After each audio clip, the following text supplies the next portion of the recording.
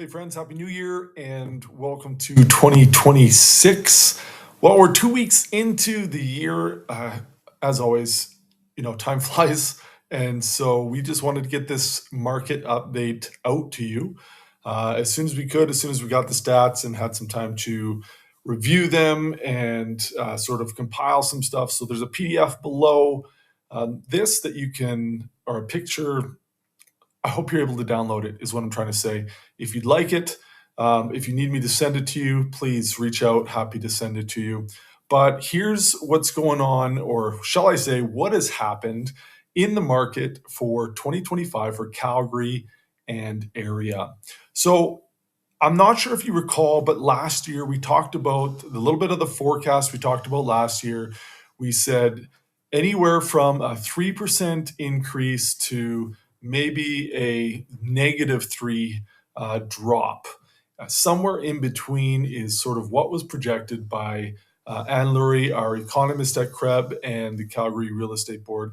And really, we fell within that this year. 2025 was a big transition year. We were coming out of that 2024 where we had so much going on and we had the end of that sort of really hot market. And 2025 saw new governments, both US side, Canadian side.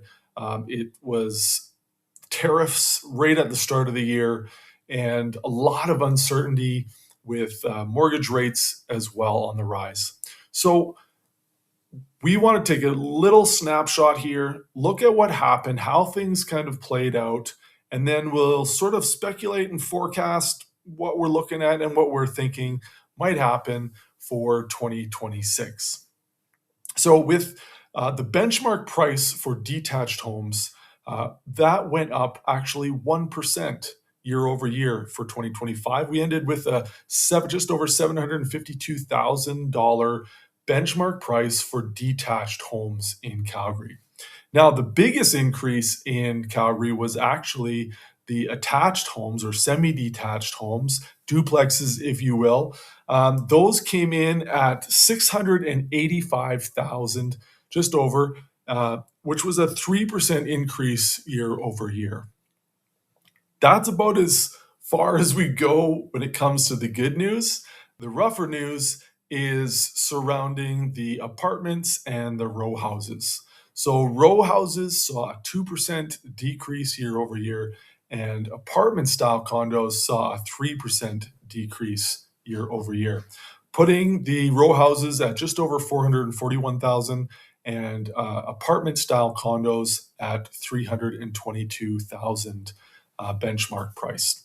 So not a huge drop by any stretch, but as we always talk about, with townhouses and apartment condos, they're always a tough market in Calgary. They're not the ideal home that people are looking for, and of course that continues even now with the city trying to build more in those areas. And we saw some of the biggest increases in inventory, especially with new builds.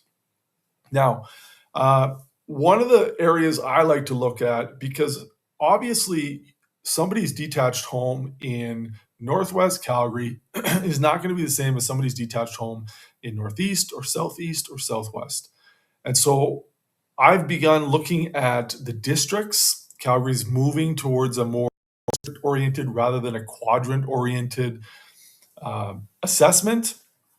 And so let's look at the 8 districts that the city has divided Calgary up into and see what's going on with each of those districts. Because although the benchmark price for Calgary might be 752,000, where you live might be a little bit different, and most likely is. So let's start with Calgary North. So this is North Central. This is sort of going straight up, not just Center Street, but like 14th Street, around that area between those two streets, going up into the north.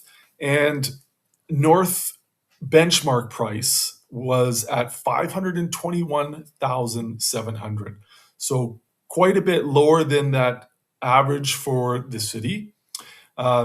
Calgary, we'll move clockwise around the city. So we'll move to the northeast. The northeast ended with a benchmark price of 473,000. Moving down to the east, which is just below the northeast, sort of east directly out with 16th Avenue and below, we have a benchmark price of 409,000. And so this is the lowest benchmark price in the city. So if you're looking for a detached home, if you're looking for any home, the best prices are in the Calgary East District. Moving down from there into the south, we have what's called the Southeast District, which is a large district and growing district in Calgary.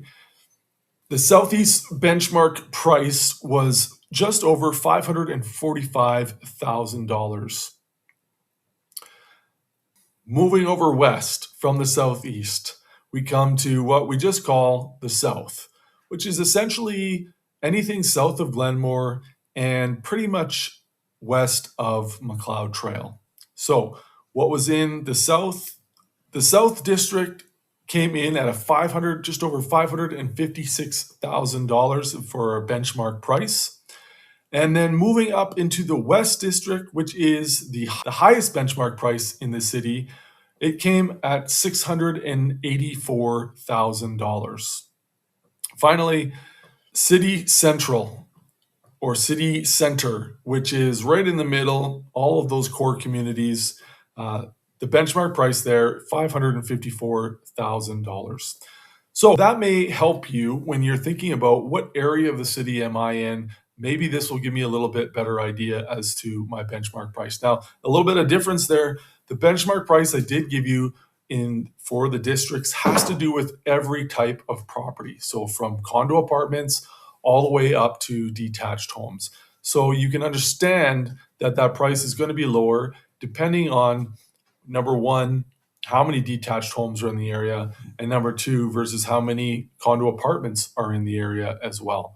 So benchmark price takes into account all the different variables, but of course, if there's more condo apartment style in any certain community or district, that's going to play a bigger role as far as the overall benchmark price. One of the questions we always want to know is what's the months of supply? This is sort of another way to ask the question, what is the average days on market, or what's the absorption rate? How fast are things moving in the market? Now, 2024, we saw a months of supply at just over 2 months of supply, 2.25 months essentially for supply. That's how many houses were on the market. It would take about just over 2 months for those to be absorbed, to sell or to leave the market, whatever it might be. That increased for 2025, almost by a full month and a quarter to 3.43 months of supply. We will get on the speculation of what this year will do, but I'm guessing you can probably imagine where we're headed on that. Okay, let's talk about surrounding regions. So not all of you are right in Calgary. We've got clients, some of you are in Airdrie, some of you in Cochrane, some of you are in Okotoks. And yes, we have some others elsewhere, which I'm not going to cover in this video, but as always, we are happy to provide you a valuation to let you know where your property is at. Please reach out. We'd be happy to do that for you. Airdrie, down 6.2% benchmark price, down to $511,000 in 2025. The least hit in 2025 was Cochrane, just down 1.3% at $560,000.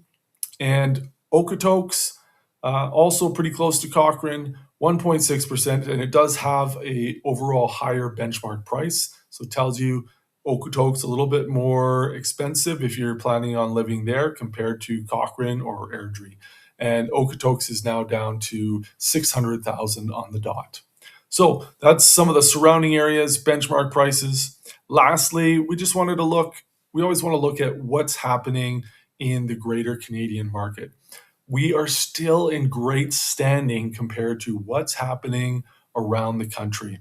I just watched a video this evening talking about the Canadian government's perspective on what's happening in the market. And generally in Canada, it's not good. But you have to remember that a lot of what they are basing things on as far as loan to value ratios, as far as mortgages and pricing, and what Canadians can afford and how they're extending themselves with their mortgage. A lot of that is compared against what's happening in Ontario and BC.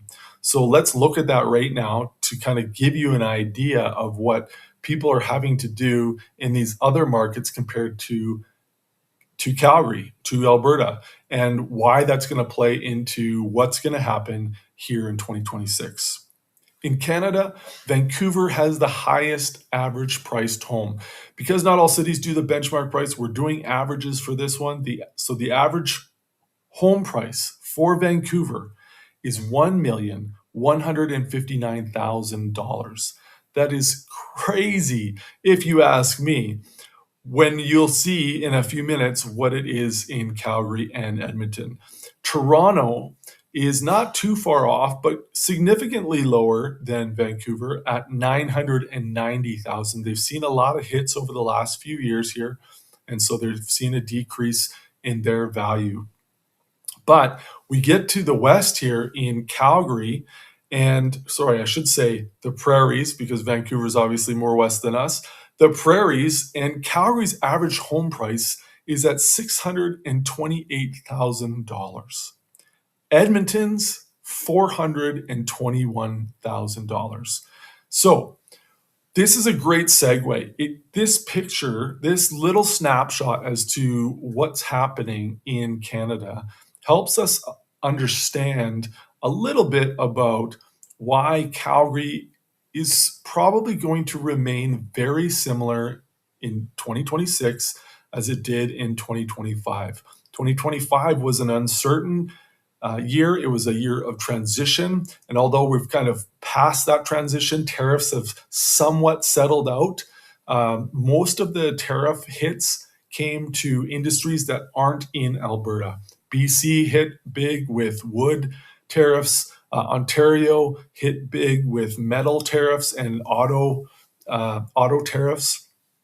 Alberta has remained relatively unscathed to a different degree. Obviously, we've all been hit, but because we don't have those specific industries that were hit so hard, Alberta has remained quite strong. And I think that's why we're going to see here in 2026 another year that isn't going to be a huge increase, isn't going to be a huge decrease, but probably in and around that 0 to 3, maybe 4 or 5% even increase. I do believe from what we're hearing that our migration from provinces is going to continue to remain relatively strong over our sort of 7-year to 10-year average.